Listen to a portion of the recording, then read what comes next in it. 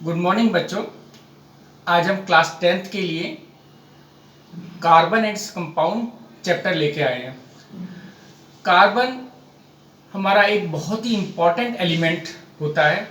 अगर हम किसी भी चीज़ को जलाते हैं तो वो काली पड़ जाती है और वो काले रंग का जो पार्टिकल होता है वो कार्बन होता है। कार्बन हमारे चारों तरफ मौजूद है, हर चीज़ में कार्बन है। अगर हम या उसके कोई प्रोडक्ट हमारा उसके कोई कंपाउंड जो है वो हमारे हर तरफ मौजूद है।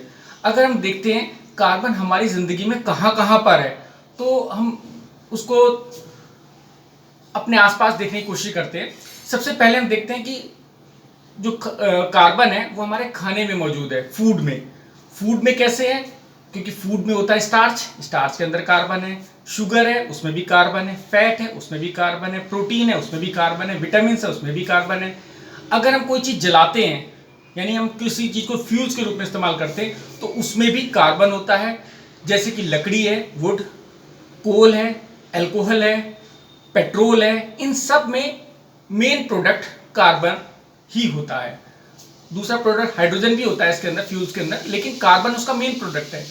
अगर हम घर में बहुत सारे चीज़ें जो हम यूज़ करते हैं, डेली लाइफ में यूज़ करते हैं, जैसे पेपर यूज़ करते हैं, सोप यूज़ करते हैं, कॉस्मेटिक यूज़ करते हैं, ऑयल यूज़ करते हैं, पेंट्स यूज़ करते हैं, तो इन सब चीज़ों में हमारे पास कार्बन होता है। अगर हम पहनने के लिए कोई बातें करें कि हम कपड़े पहनते हैं तो उनमें भी जो फैब्रिक्स होता है, टेक्सटाइल फैब्रिक्स, उसमें भी कार्बन होता है। तो इसमें देखो जो कॉटन है वो भी कार्बन कंपाउंड है, वूल यानी ऊन वो भी कार्बन है, सिल्क भी कार्बन, सिल्क में भी कार्बन होता है, लिनिन, रेयॉन, नायलॉन, ये सब हमारे कार्बन कंपाउंड्स होते हैं। हम दवाई बीमार हो जाते हैं, दवाई का इस्तेमाल करते हैं और दवाई में भी हमारा पास जो है वो उसमें भी कार्बन कंपाउंड्स का भी यूज करते हैं। इन दवाई में अगर हम देखें पेनिसिलिन हो गया, क्विनीन हो गया, एस्पिरिन हो गया, सल्फर ड्रग्स हो गए, इन सब में हमारे पास कार्बन मौजूद होता है। अगर हम कोई जहर की बात करें, पॉइजन की बात करें, तो पॉइजन में भी हमारे पास बहुत सारे ऐसे हैं जिनमें कार्बन होता है। जैसे ओपीएम है हमारा, सेक्रीन है हमारे पास, तो ये हमारे पास कार्बन होते हैं, इसमें भी हैं। और परफ्यूम्स में भी हमारे पास कार्बन होता है, वेनिलीन हो गया, कैम्फर हो गया। और एक्सप्लोजिव अगर हम देखें उनमें भी हमारे पास कार्बन होता है, जैसे हमारा टीएनटी हो गया, पिक्रिक एसिड हो गया, ये सब हमारे कार्बन कंपाउंड्स में ही आते हैं। हम सिर पर या कपड़ों पर डाई इस्तेमाल करते हैं तो उन डाइज में भी हमारे पास कार्बन ही होता है। जैसे हमारी इंडिगो डाई होगी, कॉन्गो रेड हो गई, मैकलिन ग्रीन हो गई, तो ये सब हमारी डाइज जो है इनमें भी हमारे पास कार्बन होता है। और कुछ वार गैसेज हैं उनमें भी हमारे पास कार्बन है, जैसे मस्टर्ड गैस हो गया। और इसे बहुत सारे हमारे पास ऐसे हैं जहाँ पर मतलब हमने देखा कि हर चीज में कार्बन मौजूद है। कार्बन जो होता है इसका एटॉमिक नंबर जो होता है वो 6 होता है। Carbon atomic number 6। अगर हम इसकी इलेक्ट्रॉनिक कॉन्फ़िगरेशन करते हैं 2 4, यानी कि अगर हम देखें तो इसके फर्स्ट ऑर्बिट में हमारे 2 इलेक्ट्रॉन है और सेकंड ऑर्बिट में हमारे पास 4 इलेक्ट्रॉन है। अगर हम देखें इसकी वैलेंसी क्या होगी, इसकी वैलेंसी होगी हमारे पास 4।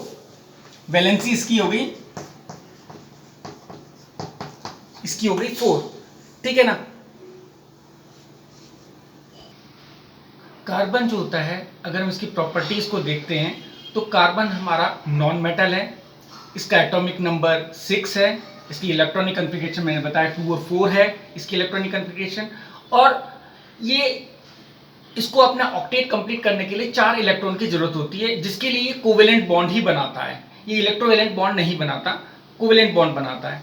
और हम ये देखते हैं कि इसके बहुत सारे कंपाउंड्स हैं। हमने देखा कि हमने अभी थोड़ी देर पहले डिस्कस कर रहा था कि हर चीज में कार्बन जरूर होता है। तो ये इतने सारे कंपाउंड कैसे बना लेता है? इसकी 2 प्रॉपर्टी होती है जिसके कारण ये इतने कंपाउंड बनाता है। पहली प्रॉपर्टी जो होती है वो होती है ये एक टेट्रावेलेंट, यानी इसकी वैलेंसी 4 है।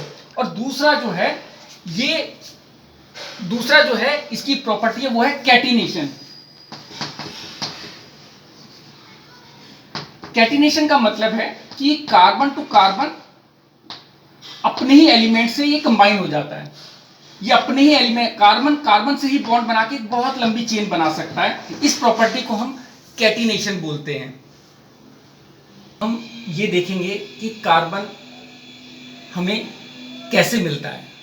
कार्बन को हम फ्री स्टेट यानी जमीन में जू का त्यों भी हम कार्बन को देख सकते हैं, और ये कंबाइन स्टेट यानी बहुत सारे दूसरे एलिमेंट के साथ भी ये मिलकर कोई कंपाउंड के फॉर्म में भी मिलता है। तो अगर हम फ्री स्टेट देखते हैं इसकी, तो उसमें हमारे पास 3 चीजें आती हैं। पहला आता है डायमंड। डायमंड भी हमारा कार्बन है। दूसरा आता है ग्रेफाइट, ये भी हमारा कार्बन है। और तीसरा आता है बकमिंस्टर फुलरीन, ये भी हमारा प्योर कार्बन से बनता है। ये तीनों हमारे प्योर कार्बन से बनते हैं। इसके बाद अगर हम इसको कंबाइंड स्टेट में देखते हैं, तो कंबाइंड स्टेट में हमारे पास ये मिलता है कार्बोनेट के फॉर्म में। कार्बोनेट जैसे कि लाइमस्टोन, लाइमस्टोन में हमारा मार्बल भी आ जाता है, ठीक है। और चौक, जो हम ये चौक इस्तेमाल कर रहे हैं, ये भी हमारा कार्बन से बनता है। ये भी, क्योंकि इसमें भी कैल्शियम कार्बोनेट होता है, उसमें कार्बन है, ठीक है ना। ऐसे ही हमारे आसपास जो गैस है कार्बन डाइऑक्साइड है, इसमें भी हमारे पास कार्बन होता है। हमारे फॉसिल फ्यूल जितने भी हैं, फॉसिल फ्यूल जैसे कि कोल हो गया, पेट्रोलियम हो गया, सीएनजी हो गया, ये सब भी हमारे कार्बन कंपाउंड से बनते हैं। और जितने भी हमारे ऑर्गेनिक कंपाउंड्स हैं, कार्बोहाइड्रेट, फैट, प्रोटीन्स, ऑयल्स, ये सब जितने भी हमारे पास हैं, ये भी हमारे कार्बन कंपाउंड्स के कार्बन कंपाउंड हमारे कंबाइंड स्टेट में कार्बन इसमें मिलता है। वुड हो गया, कॉटन हो गया, वूल हो गया, ये सभी हमारे पास कंबाइंड स्टेट में कार्बन मिलता है। इसमें खोल दे। कोवेलेंट बॉन्ड्स, कोवेलेंट बॉन्ड जो होता है वो शेयरिंग ऑफ इलेक्ट्रॉन से बनता है। अब देखो, हम इसके एग्जांपल अगर देख लें, तो ये हमारा है मीथेन CH4, ठीक है ना। अब देखो, कार्बन के पास कितने इलेक्ट्रॉन है? 1 2 3 4 इलेक्ट्रॉन है। हाइड्रोजन के पास 1 है, इसको 2 इलेक्ट्रॉन चाहिए, इसको 8 इलेक्ट्रॉन चाहिए। अब देखो, यहां पर एक हाइड्रोजन यहां शेयर हुआ, एक हाइड्रोजन यहां शेयर हुआ, एक हाइड्रोजन यहां शेयर हुआ, एक हाइड्रोजन यहां शेयर हो गया। देखो, हाइड्रोजन के पूरे हो गए, इस हाइड्रोजन के पूरे हो गए, इस हाइड्रोजन के पूरे हो गए, इस हाइड्रोजन के पूरे हो गए, और अगर बीच में हम देखें कार्बन के, इसके भी पूरे हो गए। एक जो डबल मतलब 2 इलेक्ट्रॉन को मिलाकर हम एक बॉन्ड बना देते हैं। तो देखो, एक बॉन्ड यहां बन गया, एक बॉन्ड यहां बन गया, एक बॉन्ड यहां और एक बॉन्ड यहां, यानी कि हमारे पास ये CH4 हमारा, इसमें 1 2 3 4 सिंगल कोवेलेंट बॉन्ड बन गए। अब हम देखते हैं C2H4 यानी इथीन। ये हमारे पास मीथेन था, ये हमारा इथीन है।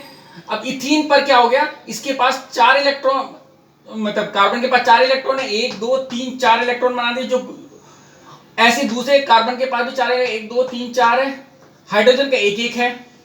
तो देखो, यहां हाइड्रोजन पूरा हो गया, यहां हाइड्रोजन पूरा हो गया, ये पूरा हो गया, ये पूरा हो गया, और ये देखो, इस कार्बन का ये पूरा हो गया, और इस कार्बन का ये 8 इलेक्ट्रॉन पूरे हो गए। तो यहां पर 2 पेयर शेयर हो रहे हैं। ये बीच में शेयरिंग वाला है, तो यहां पर डबल बॉन्ड, और यहां पर सिंगल सिंगल सिंगल। ऐसे ही हमारे पास acetylene CH triple bond CH यानी C2H2। तो इसमें देखो, यहां पर 3 और 1 4, 3 और 1 4, और यहां पे एक एक हाइड्रोजन लग गया। तो इसके पास यहां 3 बॉन्ड, ट्रिपल बॉन्ड, और ये दोनों हमारे पास अनसैचुरेटेड हाइड्रोकार्बन है, और ये हमारे पास सैचुरेटेड हाइड्रोकार्बन है। इसके पास डबल और ट्रिपल बॉन्ड है, इसके पास सिंगल बॉन्ड है, ठीक है। तो ये हमारे पास कोवेलेंट बॉन्ड, ये हमारे पास 3 तरह के कोवेलेंट बॉन्ड हो गए, सिंगल, डबल और ट्रिपल। ये तुमने पहले भी पढ़ चुके होंगे। अब एक चीज आती है, कार्बन की जो हमारे कोवेलेंट बॉन्ड होते हैं, इनकी प्रॉपर्टीज क्या हैं। सबसे पहली बात होती है कि इनका जो मेल्टिंग और बॉइलिंग पॉइंट होता है वो बहुत लो होता है। कोवेलेंट बॉन्ड जहां पर है, उसका मेल्टिंग और बॉइलिंग पॉइंट लो होता है। किसके मुकाबले में? आयोनिक कंपाउंड के मुकाबले में, ठीक है ना। आयोनिक कंपाउंड जैसे नमक होता है, उसका मेल्टिंग पॉइंट बॉइलिंग पॉइंट ज्यादा होता है, इसका मेल्टिंग पॉइंट बॉइलिंग पॉइंट कम होता है थोड़ा सा, ठीक है ना। तो ये पुअर कंडक्टर ऑफ इलेक्ट्रिसिटी होते हैं, ठीक है। तो ये 2 इनकी मेन प्रॉपर्टी होती हैं। एलोट्रॉपी एक और प्रॉपर्टी है जो कार्बन के अंदर होती है, वो है एलोट्रॉपी। एलोट्रॉपी एक एलिमेंट एक से ज्यादा स्टेट में अगर एग्जिस्ट करता है तो उसको हम उस फिनोमिना को हम एलोट्रॉपी कहते हैं। यानी कार्बन जो है, हम सिर्फ कार्बन की बात करें तो कार्बन हमारे 3 स्टेट में है। वो डायमंड के फॉर्म में भी है, ग्रेफाइट के फॉर्म में भी है और बकनिस्टर फुलरीन के फॉर्म में भी है।